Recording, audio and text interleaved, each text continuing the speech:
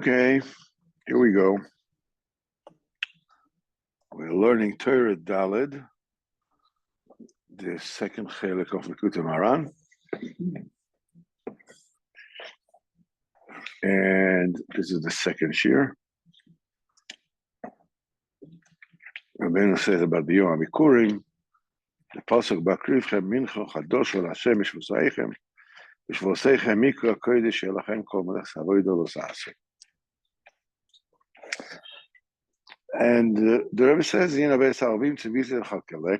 have summoned the crows to sustain you. And the Rebbe says this has to do with Tzedokah, that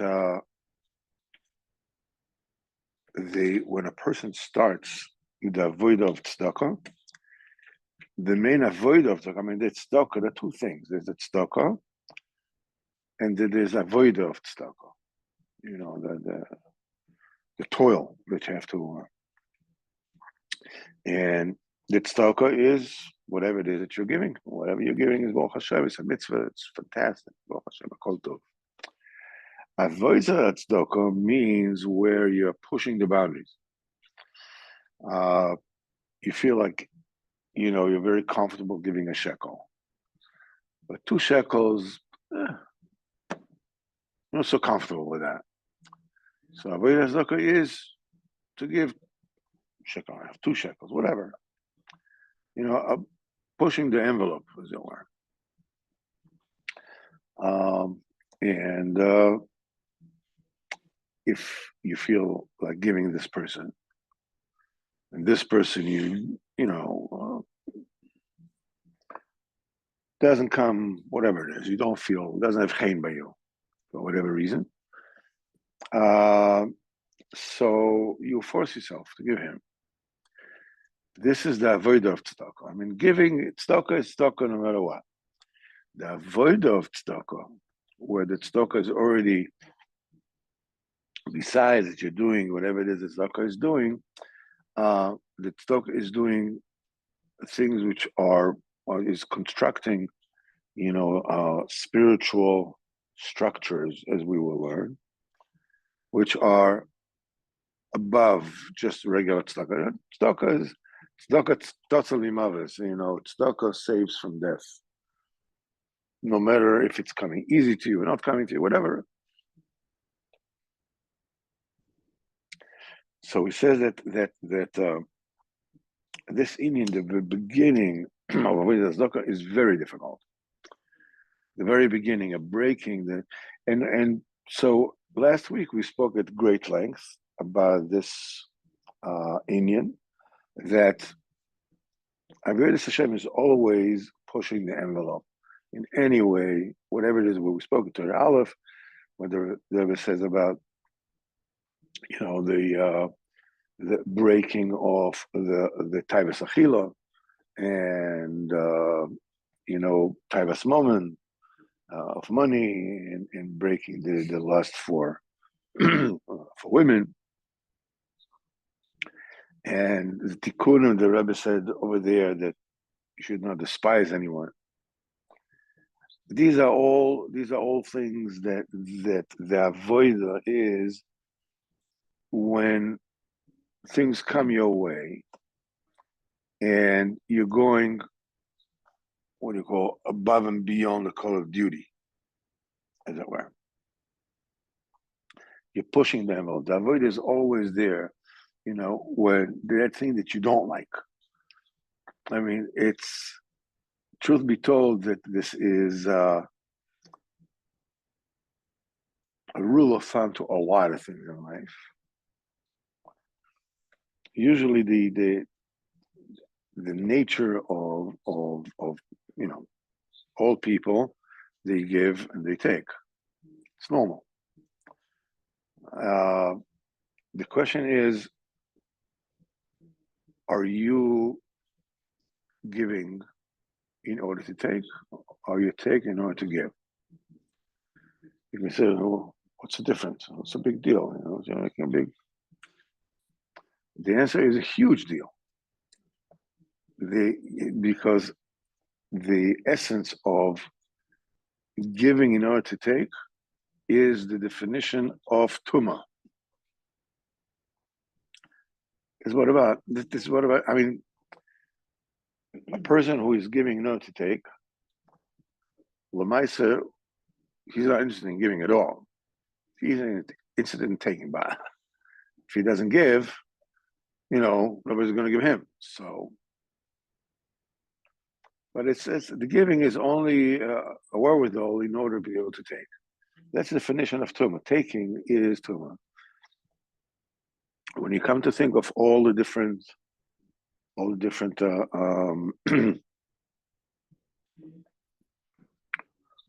the averas of all the lusts are always about taking. All the midos that we're counting these days was the chesed and gvura, all those. It's always the question is: are you giving in order to take? Or are you taking in order to give? Because when you take in order to give, that's the definition of kedusha. I mean, the your main kavanah is to give. To take, you have to take. Now, also have a family, you have to take. It's not open to discussion. But the point is that your main kavanah is to give. Now, the nature of person is to take, and because of that, the natural disposition is that up to a certain point, I feel comfortable in giving. From a certain point on, it's. I mean, enough is enough. Hey, don't go overboard. So we said that's avodah. That's a man avodah in everything. This is what we spoke yesterday. So it's like as we said, to be called before Kodesh Matchilin Ezas. Rabbeinu says even before this is safe base. It's not the very beginning, but let's just go over from safe base to make it easier for people to follow. That Indian, the beginning of Tzedokah, is difficult and very heavy. It's very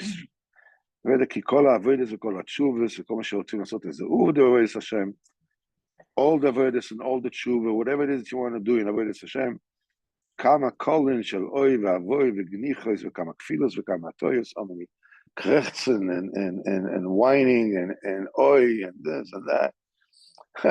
You have to until you go to some kind of an uvda, some kind of an actual doing. This is the main thing. The main thing is in the very beginning.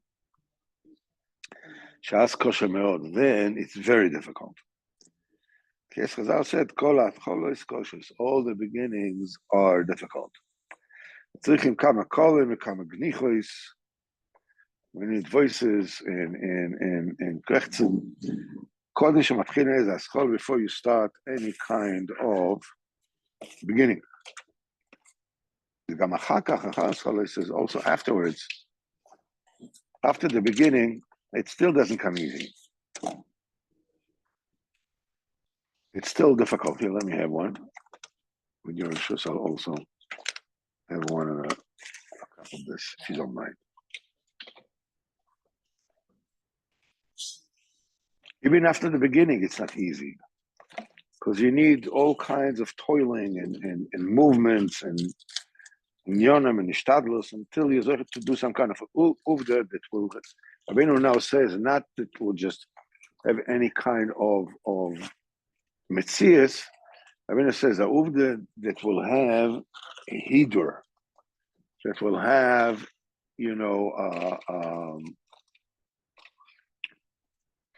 they will have beauty. There will be with a certain.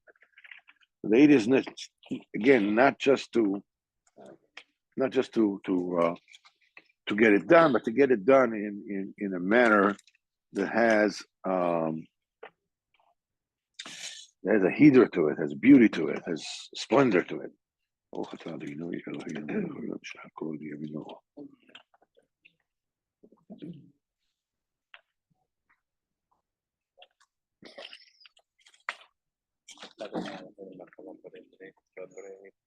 Oh man.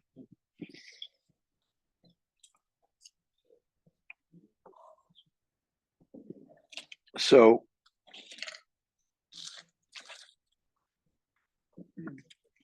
supposedly, when you notice what the Rebbe is saying here, he says the beginning is difficult.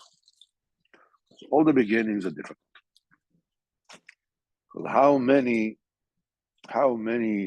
pushes and krechten and whatever you need to do until you get to do something. And then the Rebbe says that even after the beginning, it's not easy. And the Rebbe uses very much the same language.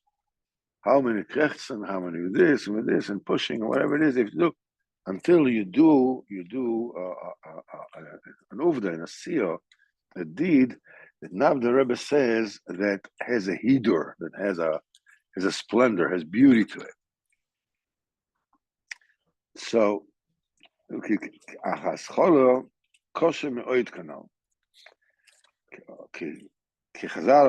talk about this a little bit in a second.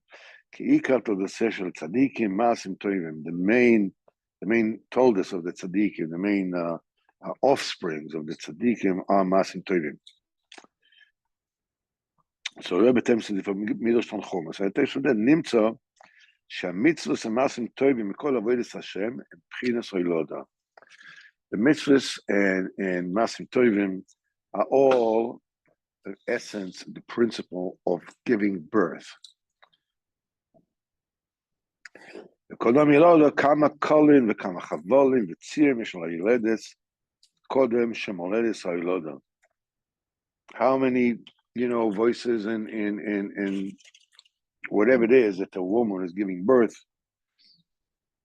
has to go through until she's giving birth. And it says, Bishrat Mafkira, especially a woman that gives birth for the first time, then it's even more so. When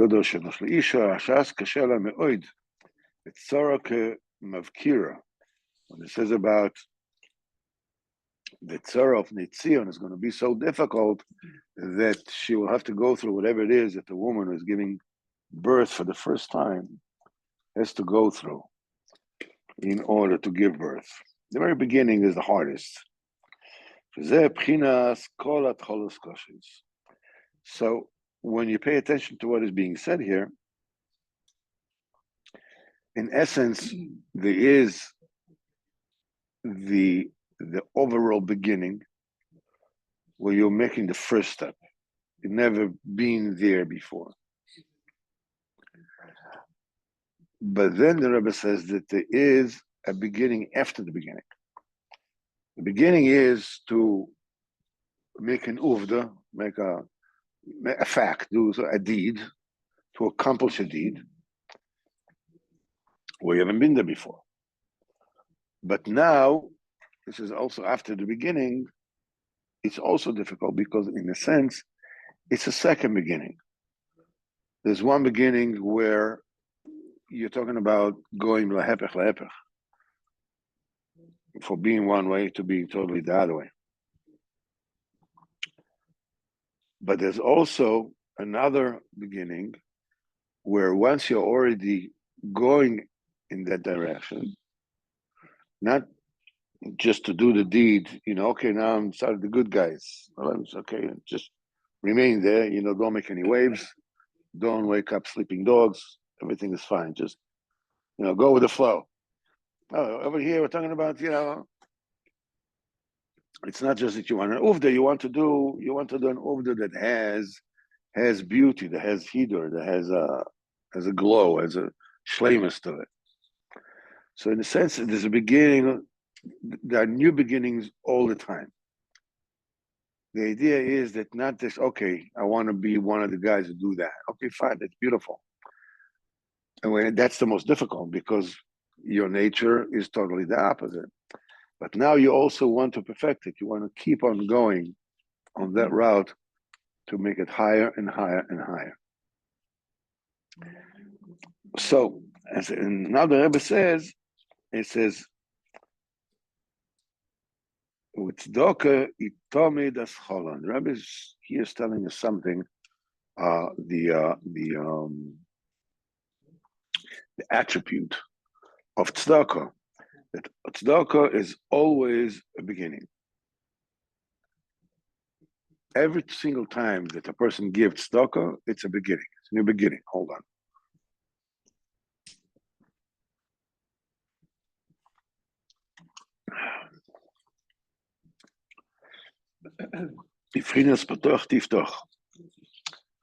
Open, you shall open your hand to your brethren who are poor and are wretched, or whatever you want to call it. Patoch tiftach. Open, you shall open. It's a patoch tiftach yazodecha, or whatever. No, the Torah says patoch tiftach. Whenever the Torah is repeating itself that way, it's talking about doing it again and again and again 100 times over. But over here, it says open your hand, and opening your hand means that it's not just that you are opening your hand to do the tzedakah.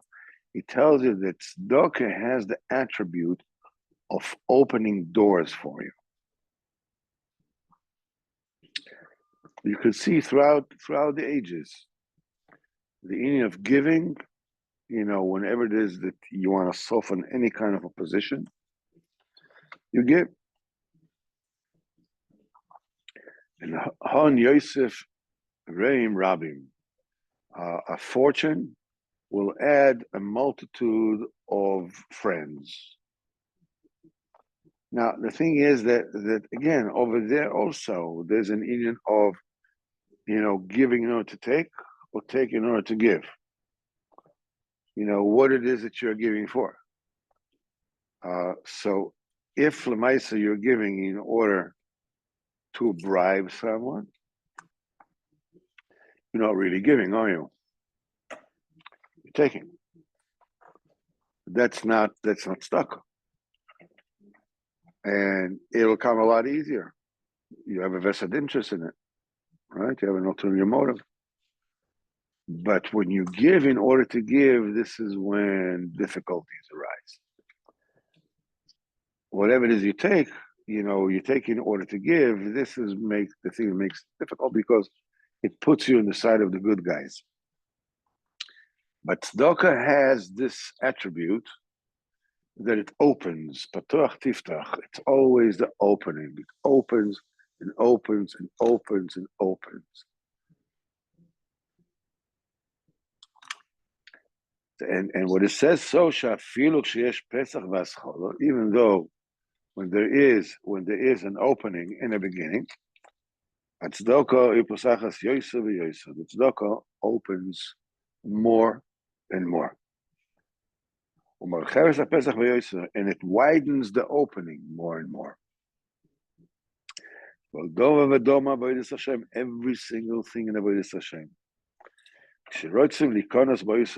When you want to enter through that way, and that particular avodah. So here we're not just talking about davening. We're talking about shlom bas. We're talking about gidul bon, and we're talking about breaking the midas, whatever that needs to be done. When you want to get into that derech, into this avodah, tzrichim liftoch sham pesach. First of all, you have to open an opening. You open the gates, you can get in. And he says, "Dikanes der b'osah pesach." This is open up a door to get into that particular derech. All the beginnings are difficult. Because in the very beginning, you have to break the wall, make a new opening. It's always difficult. Aken kosher moed. Usgulas koyach tzedakah. Here the Rebbe is talking about a propensity that tzedakah has, an attribute that tzedakah has. Sgula koyach tzedakah le'archiv u'liftoach ha'pesach yoysom v'yoysom. The sgula of the tzedakah is to widen and open the opening to any kind of avodas Hashem, more and more and more. So it's like, like people who are drilling concrete. So you see, what do? As they're drilling, they squirt water where the drill is, and the water sort of like it makes it cools off the bit, whatever it does, in order, especially when they drill through rocks, when they go down to drill for oil, whatever it is, and they go really, really deep to go through rocks, whatever. So you always oil the gears, as it were. You cool the mechanism, whatever it is. That's what the tzedakah does all the time. So whatever it is that you want to do, you want to wake up in the morning on time.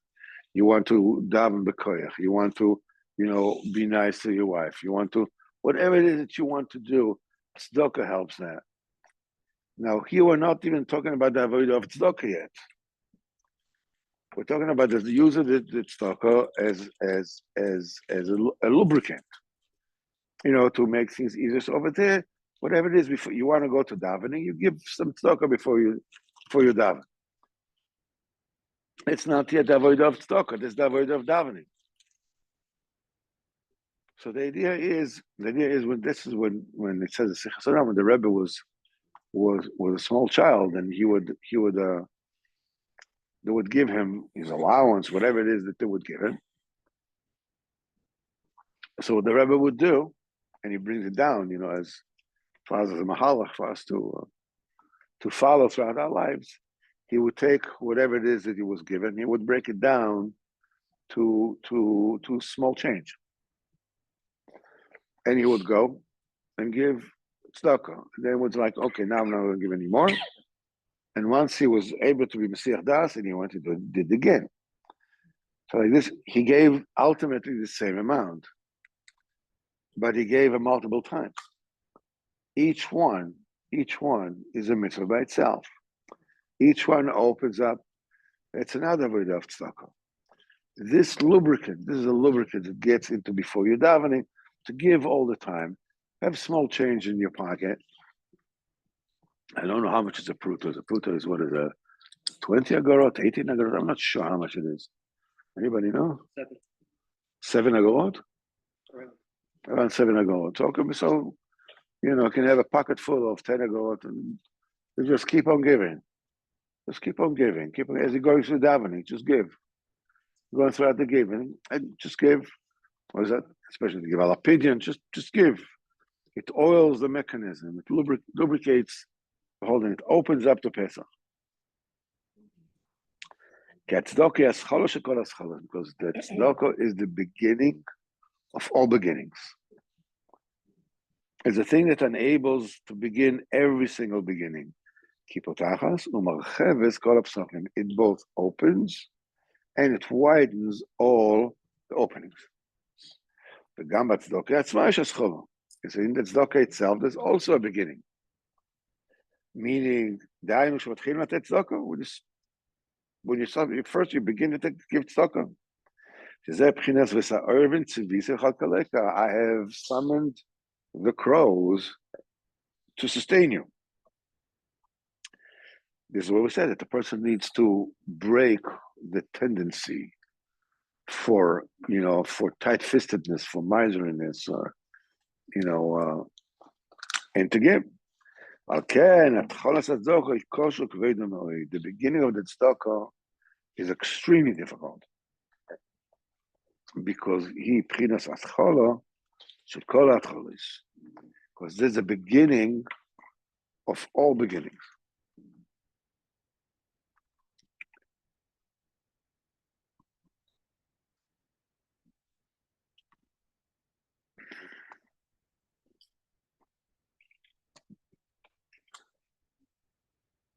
Up to now, we have spoken about the attribute of tzedakah, of the segula.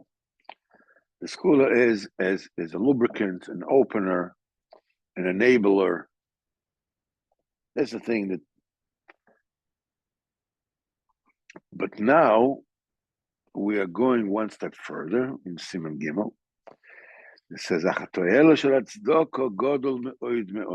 however, the benefit that is derived from tzedakah, that tzedakah does, is very, very great.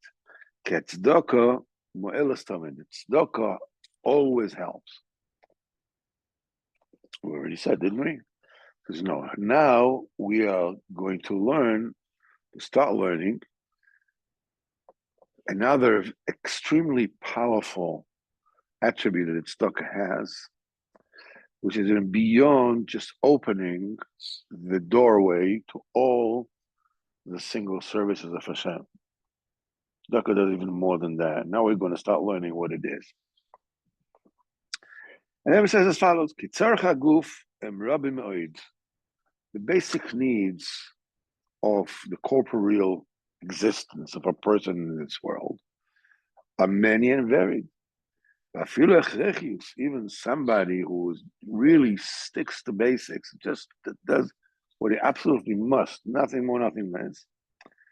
And with a Rabbi Vigdolim, it's a lot, and there's a lot to do. Achilo, v'shtio, v'malbushim, v'diros, eating and drinking and clothing and places to live. It is possible, to spend a lifetime just on what you absolutely must have. We're not talking about any extras. We're not talking about any luxury. We're not talking about no luxus. Just the very basics. And it says, and that Indian of the shtadlus the person needs to do is holding a person away from avodas Hashem in a tremendous amount. And now the Rebbe says as follows: even though the shtadlus that you do, the professions that you are engaged in order to sustain yourself, this is also avodas Hashem. And we will learn a little bit how this is. This is a beginning from below. In other words, that's what a person does. Because Baruch Hu gives from above and we start from below. And they said there's no drop coming from above about rain. There's no raindrop coming from above until there are two drops coming from below. That the water, evaporate from the seas or whatever it is, and they become clouds. And it's a give and take into relationship all the time. Now the thing is that the very beginning of the world, the avodah of the world was when Baruch Hu created the world. It was an awakening from above. Baruch Hu started the world, as we will learn, without any impetus. Nobody asked him. Nobody says, please create me, because now that existed. Baruch Hu did it totally from the source of the land. But that is not the shlemus. That is not the perfect utopian goal of creation. Because ultimately, Baruch Hu created the world in order to give, in order to bestow, in order to do good. But when a person receives something which is not his, he's never comfortable. If you're eating something that you didn't work for, there's always embarrassment involved. It's called, the Zohar calls it, is a nama de kisufa. It's a bread of shame. I mean, each and every one of us, every now and then, had to be a guest by somebody because no, I'm not talking about, in a social manner, even a social manner, but so you eat with somebody else. There's always, maybe I'm eating too much. It's like, why? Okay, the balabais is putting food in my plate. Why do you put so little food in my plate? What is he? Stingy? What's the story with him? Put some more. I'm not gonna say anything. Who's getting the biggest piece of chicken in the house? This.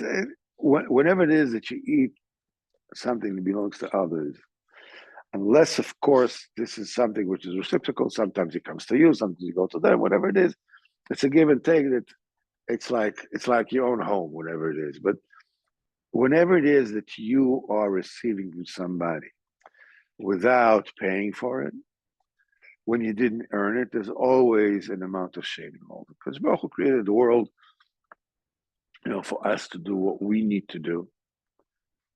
So there'll be no shame involved in receiving.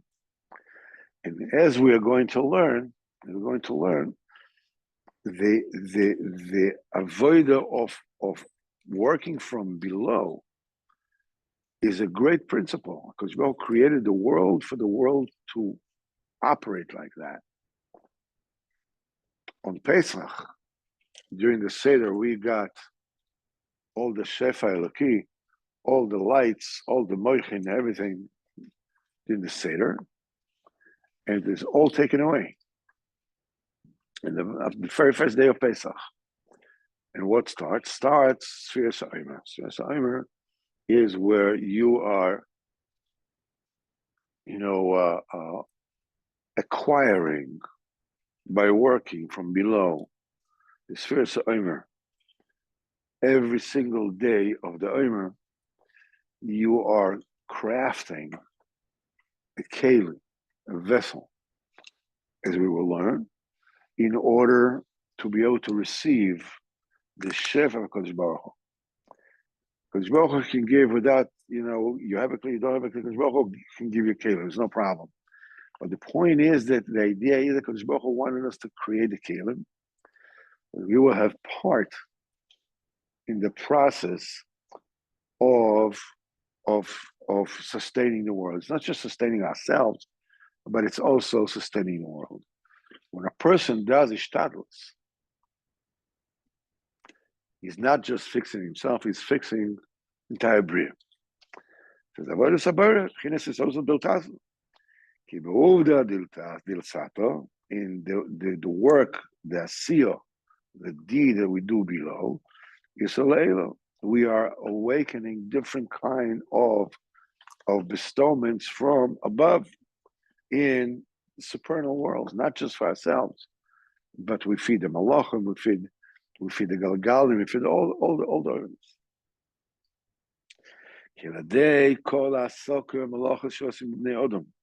It is through all the businesses and all the dealings and all the crafts that people do.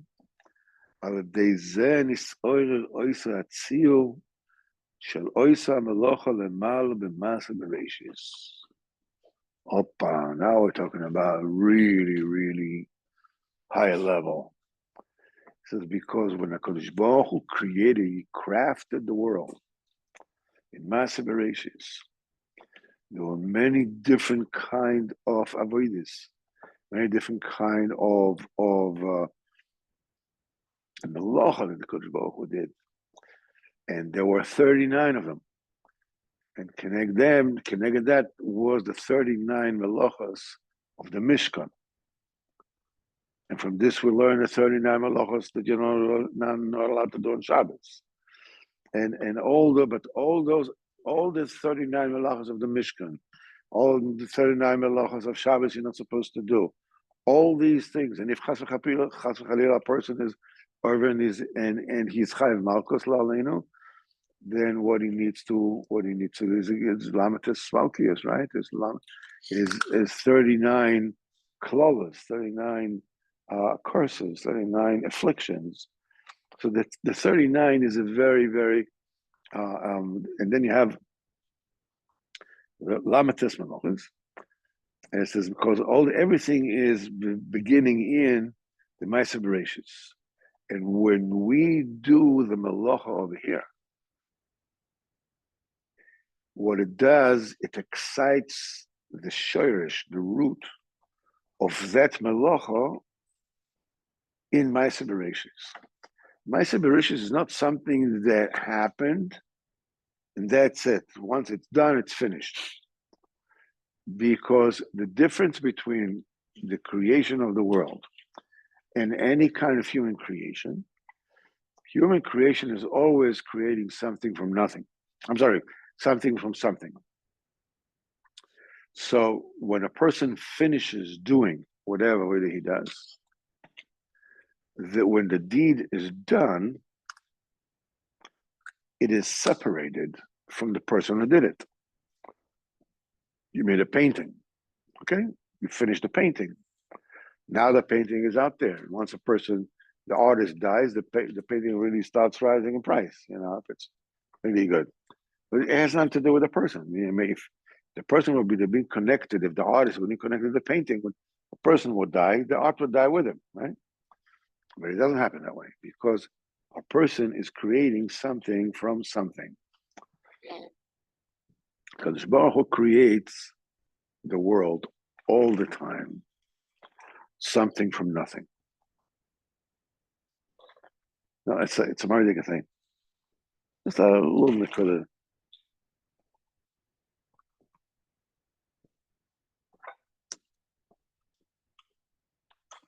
I think the 19th century, the end of the 19th century, there was, I think, an Australian physicist that decided, to measure the thickness of the atom. How big is an atom? So what he did was he took gold. Gold is a very special metal. Besides the fact that it's very precious, is that gold is something that you can basically beat down and flatten to the point that it's so thin, it can be mamish a few atoms thick. This is how, taking in the ancient days, where gold plated, be microns, thick, and it looks like it's made out of gold. The whole thing looks like, you take whatever it is. You see all the statues from the olden days, whatever it is, they're all gold plated. So what he did was,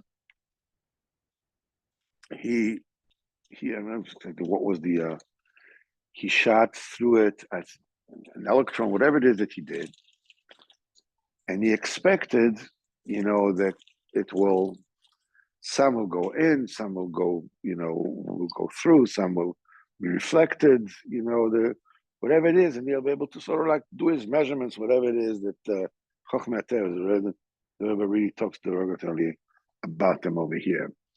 But what he noticed was that the stream of whatever it is he shot at, it went right through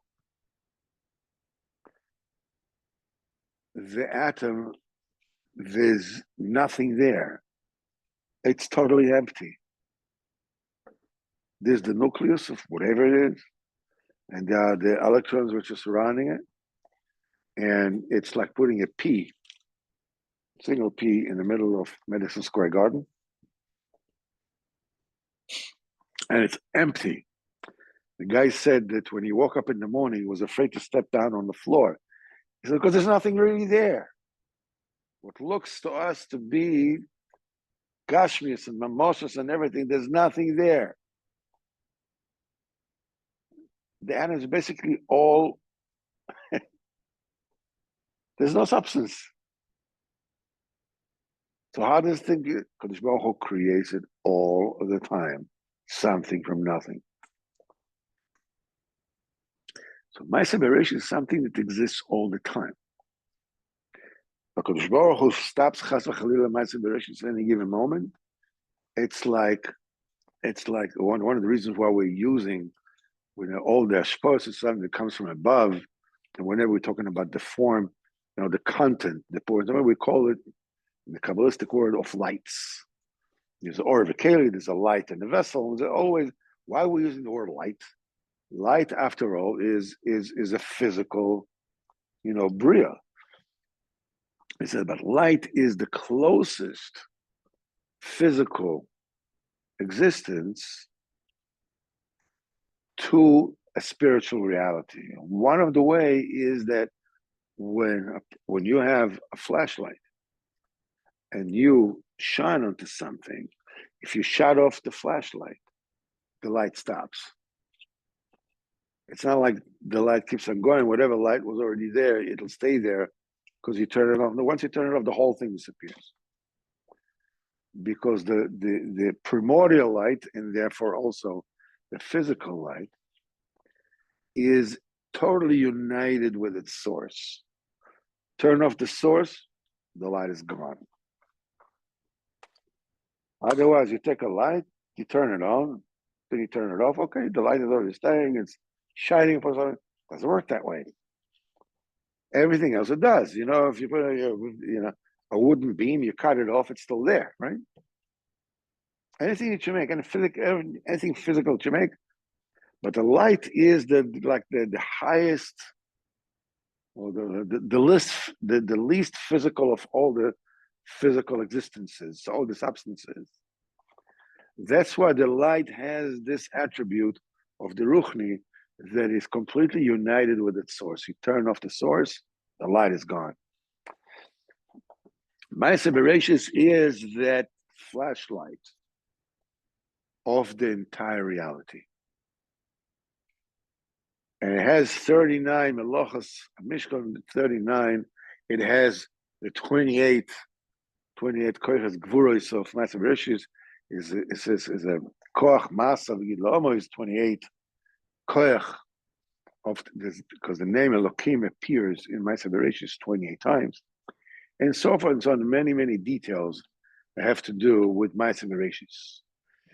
But there are 39 melachos of Ma'aseh Bereshis, and they have to be active and activated all the time. So there's a basic activity of Ma'aseh Bereshis. The world continues to exist. But the development of the world, the continued existence and development of the world depends on us doing melacha over here. And our melacha over here, whatever it is that we do the B'kedusha, oscillates with the frequency of Ma'aseh Bereshis, of that melacha in the primordial Ma'aseh Bereshis, and it awakens up. You turn on the switches. After the fella.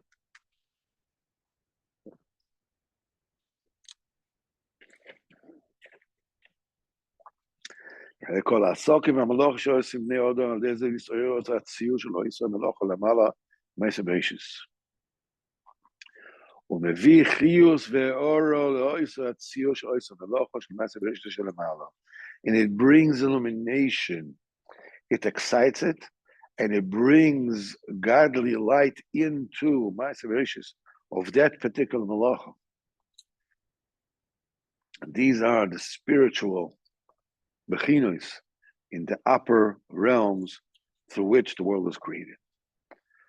And so whenever a person does any kind of isarusa deltas, any kind of ishtadlus that you do in this world, excites and operates at the very beginning, triggers the Ma'aseh Bereshis that corresponds to it, wakes it up and brings the shefa, godly shefa from above.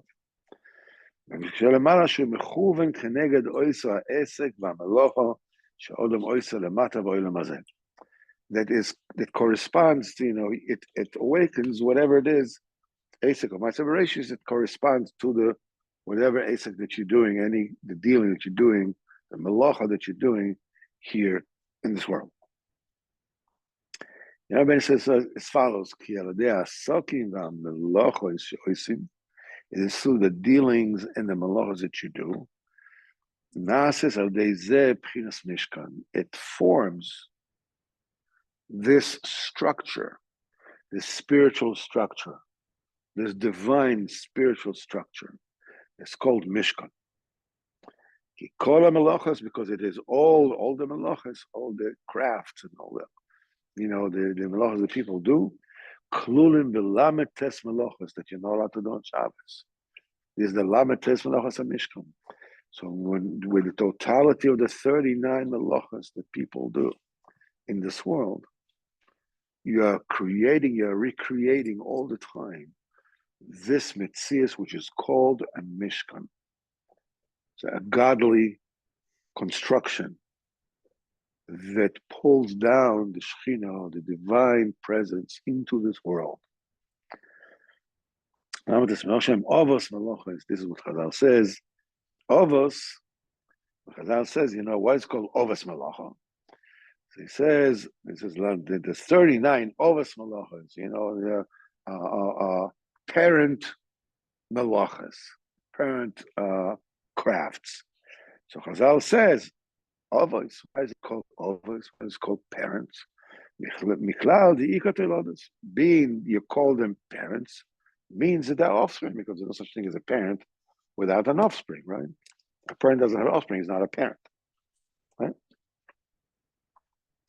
So the fact they're called avos, that they're called parents, you learn that there are offsprings to them.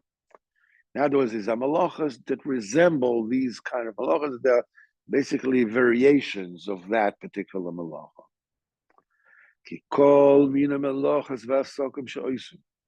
All the kind of crafts and dealings that you're doing in this world, they're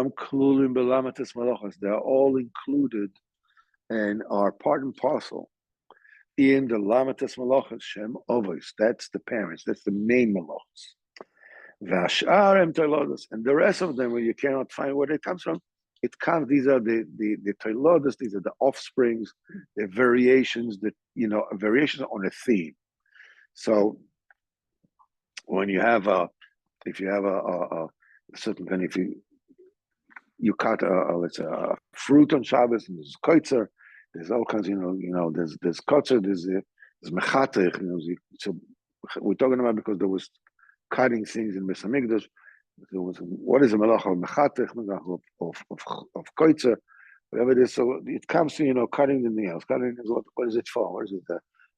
Is it choitech? Is it mechatech?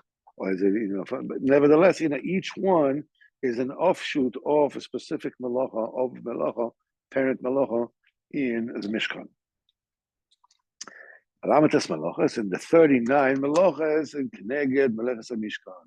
This is the thing that was used. It's Keneged Malach of the Mishkan, the craft of constructing the Mishkan. Avos malachos, the parent malachos, 40 chaserachos. 40 minus 1, Keneged me. Why? What is it? Why dafka 39? Why don't you take out 73 and a half? Well, that's 39. What up 39? So he says, Keneged malachos Mishkan. These are malachos that were done in the Mishkan. And every single thing, they have tzaveh because they're using the tchelas to cover the, to color the garments, and then you have chorish, with the cutting of, reaping the whatever it is, different plants that were necessary for the Mishkan, and so forth and so on. Each one, 39 of them. And it says with Tziyura de Mashkano, and the construction, the form. This Tziyura is we're talking about the painting.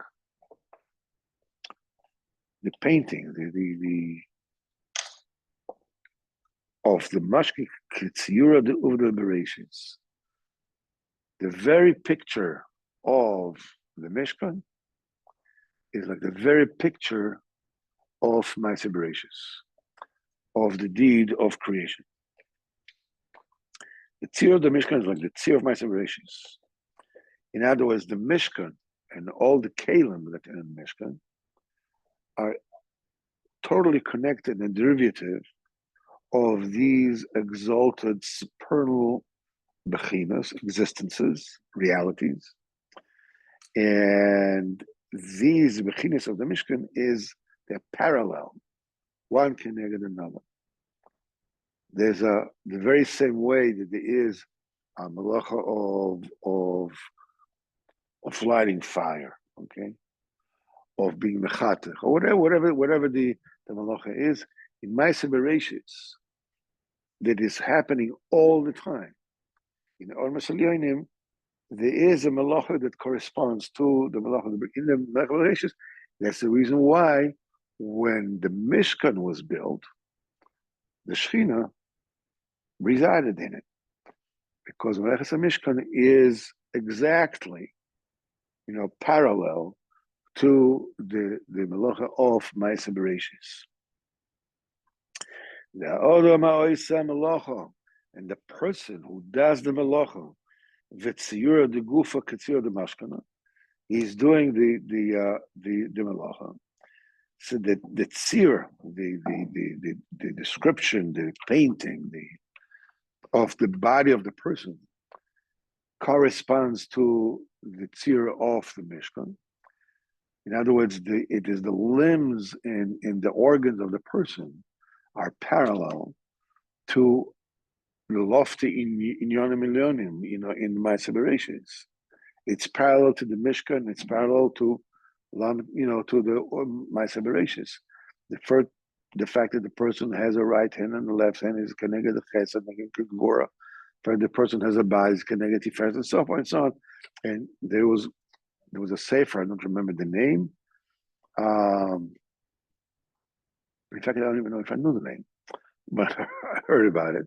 There's a sefer that a person wrote that in that particular sefer, this person shows how every single thing in the Mishkan is parallel to the person's physical existence. You have the tcheles, which is like the blue of the arteries, and you have the red, and you get this, and every single thing, and you have the heart with the luchos, and every single thing connected in Ma'aseh Mishkan corresponds to the way the human body is built. Nimtzu is therefore found that we have a total parallel existences that operate, in harmony, basically like oscillating with perfect harmony. When a person does a malacha, he does his dealings, whatever he does, that creates a metzius, a spiritual reality of a mishkan. This is another word that the Rebbe brings here. When a person does the melacha and the esek properly, we have to explain what the properly means here. You're doing the melacha, you're doing the melacha. If doing it does it, so doing it does it. What do you mean properly with it? The way it needs to be done. What you do is bring in vitality, a life force, to the Ma'aseh Bereishis, to these supernal bechinas, ruchnias, that creates the world and sustains the world. That's the very sustenance and sustaining and existence of the world. Is therefore found that this too, the fact that you're dealing with Olam Hazeh, you're a cipher, you work in a supermarket, you're a cashier, you're a salesman, whatever it is that you do, you are creating a Ma'aseh Mishkan. As we will learn, as Hashem, we'll continue next week to explain more. When the Rebbe means karoi, which is properly, the way it's supposed to be done, is it means that you have to understand that when you're doing I'm just like, we just found out. Let me just, I forgot I didn't put the, excuse me.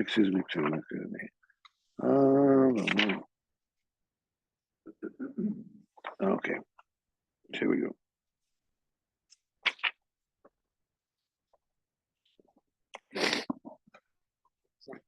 We will see, Mr. Hashem, next week that it ever speaks about higher levels of doing melacha.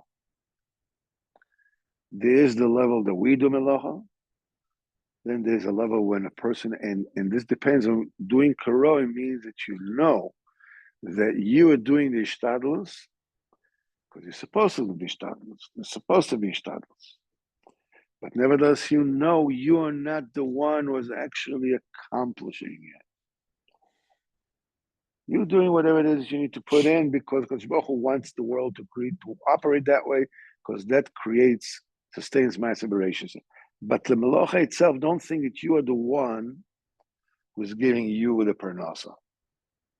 Parnasa is not from you. So when you're doing the melacha and you realize that when you were unable to do something,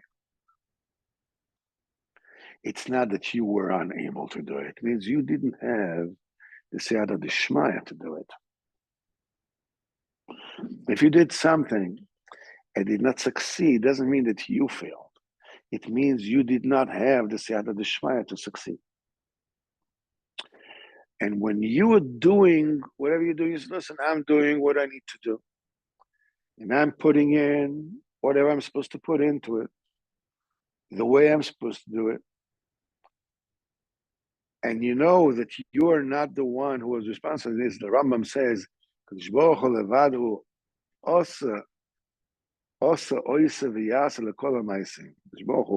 did and does and will do all the deeds.